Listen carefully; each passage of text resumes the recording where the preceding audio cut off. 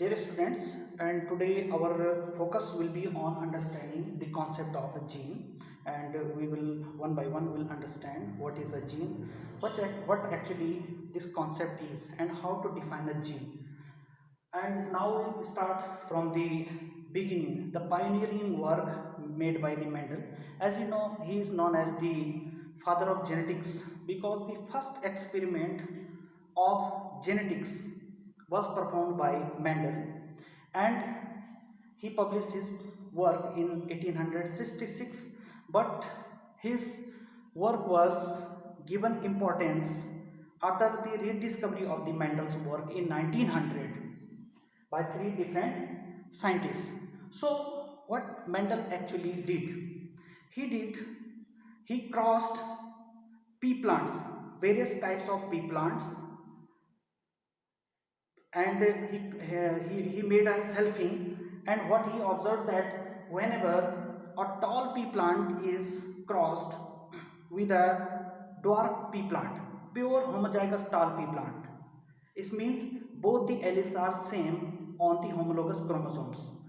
When pure tall pea plant is crossed with pure dwarf pea plant, in F1 generation always tall pea plants were produced, and subsequently in F2 generation also tall pea plants were produced. Similarly, whenever he crossed pure dwarf pea plant with pure dwarf pea plant, in subsequent F1 and F2 generation the dwarf plants were produced. So the question is that what actually, how this character of the tallness or dwarfness that is associated or related with the height of the parents is transferred from parents to the offspring. What is the mechanism? What is the vehicle? And later on it was discovered that these are the chromosomes. These are actually chromosomes. These are chromosomes are the vehicles for the transfer of these character from parents to their offspring. When the Mendel did his experiment, and after the rediscovery of his work, till the concept of gene was not there.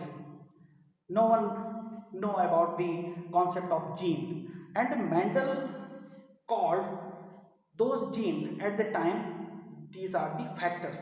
So the Mendel's factor in 1866 are now the genes. So how the genes are formed, what is the molecular definition of a gene, how they are constructed, where they are present, all these will be discussed one by one.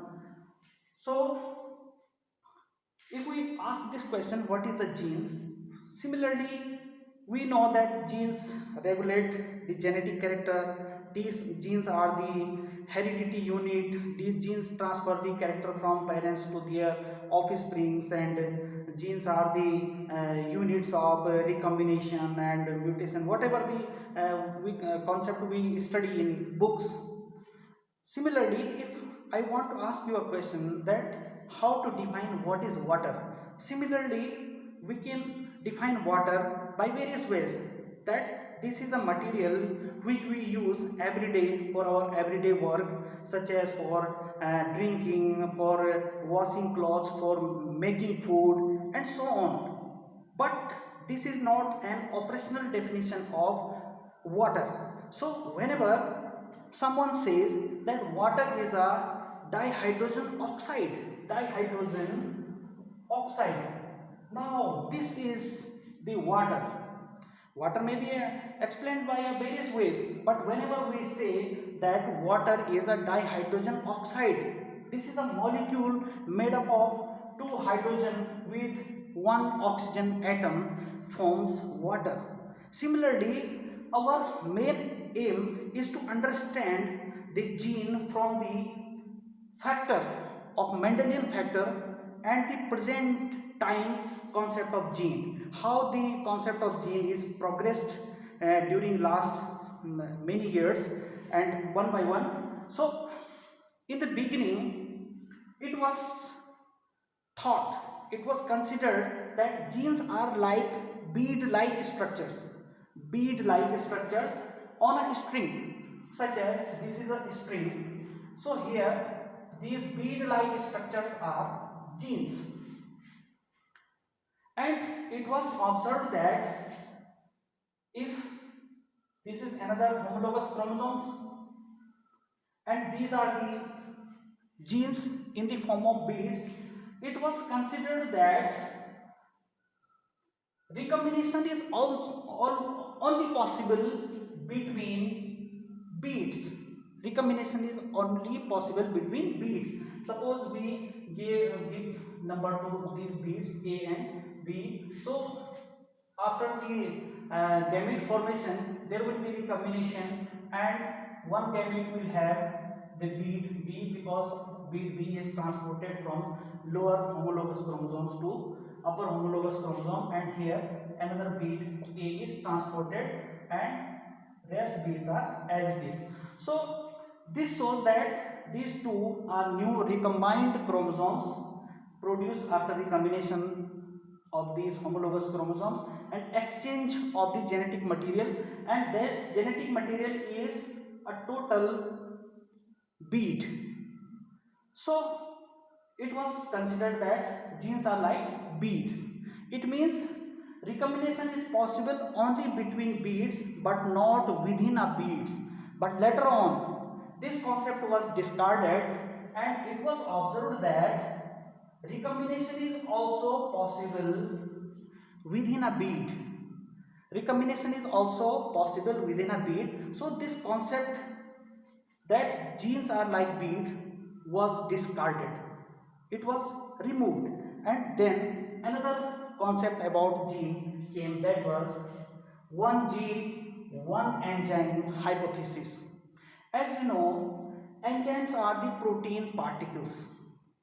So Beadle and Tatum, in his experiment on neurospora, they irradiated the spores of neurospora fungus with X-rays and ultraviolet rays, and thus the mutated spores were produced. Whenever these mutated spores were grown on nutrient media but deficient with a particular nutrients, so what they observed? They observed that whenever these mutated spores, suppose these are mutated spores, it means whatever the genes were present in these spores are not functional now due to mutation. So what happened? Whenever these spores were grown on nutrient media, this is complete media, complete nutrient media having all type of nutrients that is required by for the growth of these spores. So here the spores were growing, but when these spores were transferred to a nutrient media that is deficient in a particular product, that is deficient in a particular substrate such as particular vitamins, so these spores were not able to grow in such a media which is deficient in that particular nutrient. So it was discovered, it was thought that it is due to the mutation in that gene, that's why this spore is unable to produce that particular component, and thus this particular spore is not able to grow on that deficient media. So the one gene one enzyme hypothesis was given. So as you know that there are various proteins made up of one type of polypeptide, and simultaneously there are various types of proteins made up of different types of polypeptide. So in as we have an example of hemoglobin, this is a tetrameric protein because it has two alpha globin polypeptide chain and two beta globin polypeptide chain. So this is a type of protein, complex protein we can say, and it was observed that a particular protein is the product of more than one gene. A particular protein is the product of more than one gene. So this concept of one gene, one enzyme was replaced by one gene, one polypeptide concept. So we can various experiments were performed to find out that actually how many genes are there to for the preparation of one enzyme or one protein. So there is a complementation test or that is trans test. So here in short we will study about the complementation test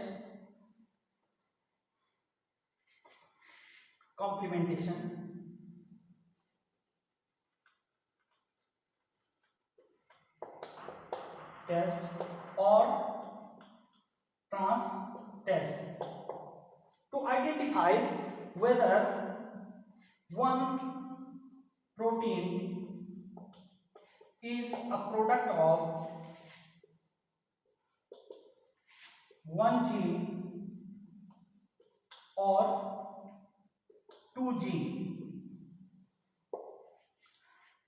To find out that one protein is a product of one gene or two gene, complementation test or trans test was performed. Here how it was performed, that, and what is a cis trans test? Cis trans test is the same thing, complementation test, that is cis trans test. And what was, how it was performed, that suppose two mutations occurs. These two mutations may be within one gene or within two gene. So here suppose these are the homologous chromosomes and this is gene 1 and gene 2 and their alleles are on another chromosome of this homologous pair. These are the homologous pair of chromosome.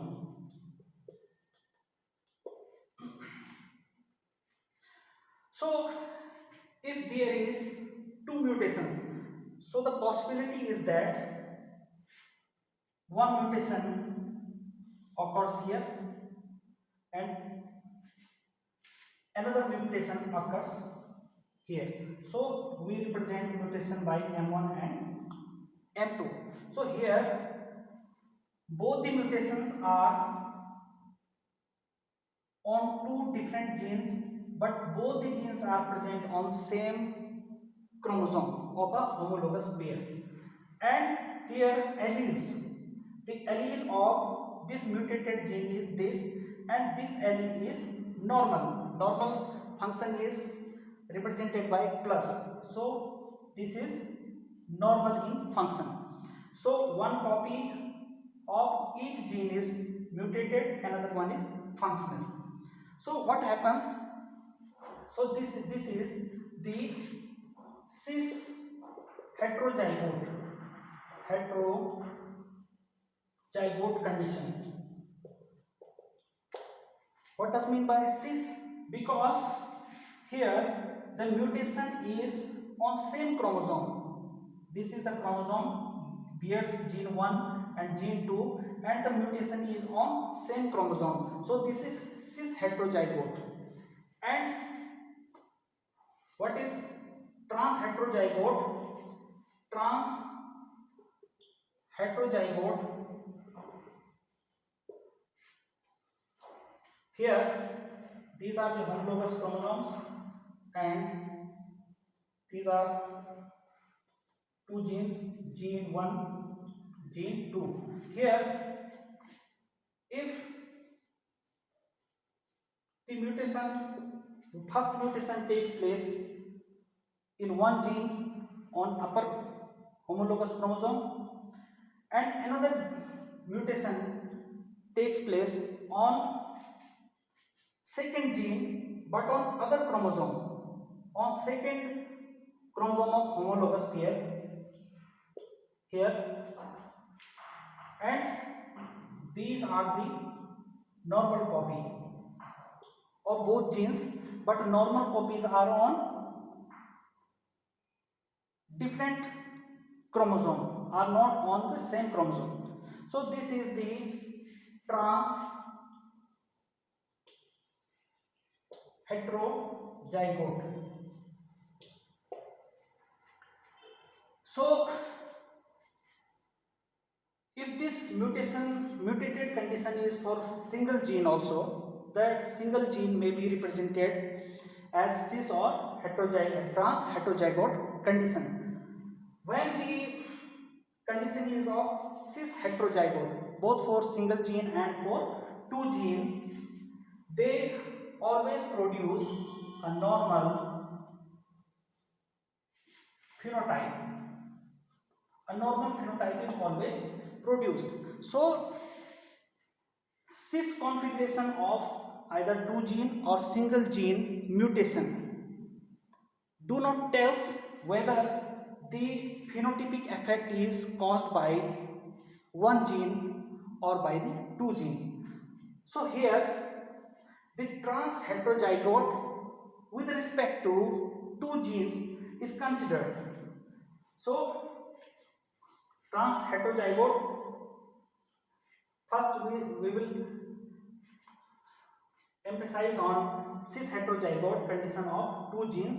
So what happens, these are the mutated copy of gene first, this is the mutated copy, but the normal copy is still present. Both the genes have normal copy, and if this gene produces a protein and this protein is modified by this gene, first gene produces a protein, a polypeptide, and second gene modify this polypeptide and produce a wild type or normal phenotype. It is the complementation, because here for the production of normal phenotype both the genes are necessary. Similarly, here in trans heterozygote condition of two gene mutation, here one homologous chromosome has one mutated copy of one gene and normal copy of another gene. Similarly, its another counterpart of this homologous pair, the gene first has the normal copy and gene second has mutated copy. Similarly, here the complementation effect phenomena arises that the normal copy of one gene on one chromosome of a homologous pair, its protein product is modified by the normal gene of second gene of second gene on normal copy of second gene on first chromosome of homologous pair. So here gene 1 and gene 2 are necessary for the production of a wild type phenotype or normal phenotype, and both the gene products are necessary. So gene 1 has a complementation effect on gene 2, or gene 2 has a complementation effect on gene 1. So this is, so here it is proved that one gene is responsible for one polypeptide and second gene is also responsible for second modification of that polypeptide. So one gene, one polypeptide concept was established, and that replaced the one gene, one protein concept. Now, as earlier I have told to you that recombination is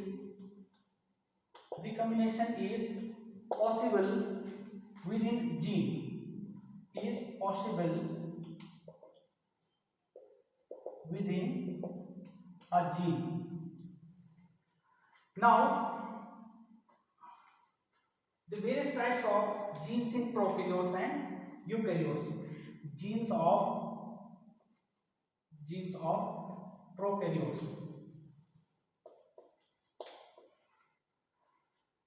If this is the DNA of a prokaryote, so this DNA will be transcribed into a messenger RNA, and the nucleotide sequence on DNA are just transcribed on the nucleotide sequence of RNA. And suppose this is first triplet. Triplet means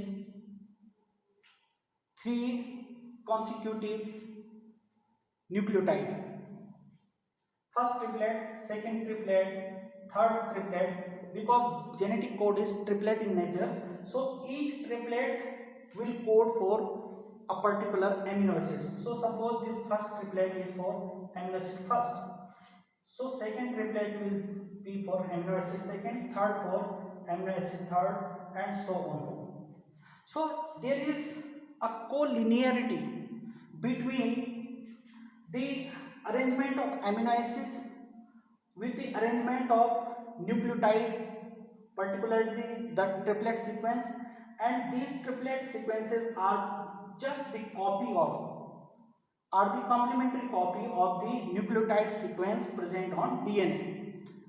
So here in case of prokaryotes, the genes are sequence of DNA not interrupted by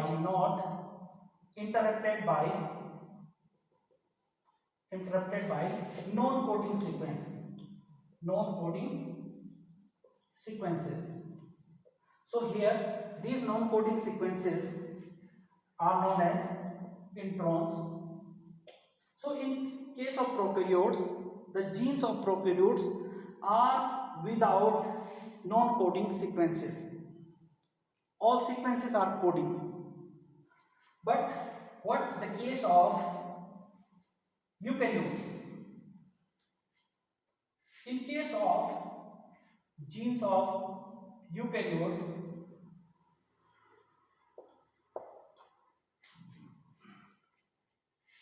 there are a number of non-coding sequences interspersed throughout the genome. So suppose this is a DNA and these nucleotide sequences starts, and whenever the transcription takes place, messenger RNA is produced, and this messenger RNA will also have all the sequence just copied from this parental DNA molecule. So all the coding and non-coding sequences are. So suppose this is so coding sequences and non-coding. Suppose this is the coding sequence. This is non-coding sequence. This is coding sequence. This is non-coding sequence, and further this is coding sequence.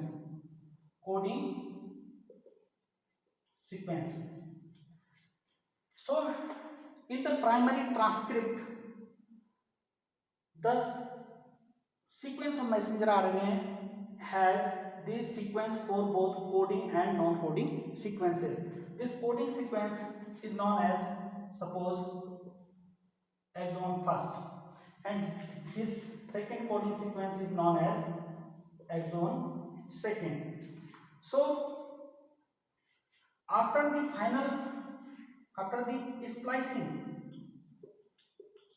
after the splicing of messenger RNA or the processing of messenger RNA before the formation of protein, these non-coding sequences are removed. So coding sequences are joined together, exon 1 and exon 2. Coding sequences are brought together, they are linked together, and non-coding sequences are removed. These non-coding sequences are known as introns in case of eukaryotes, and coding sequences are known as exons.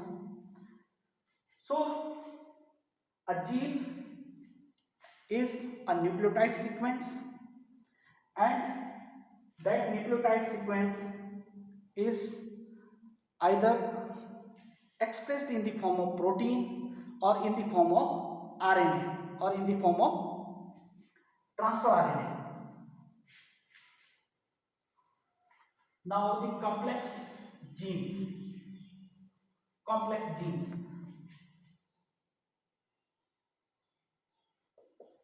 Complex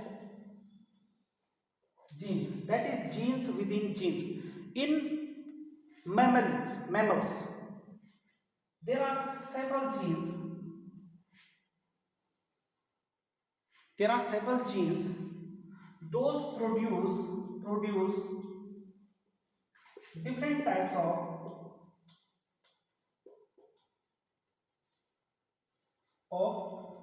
protein.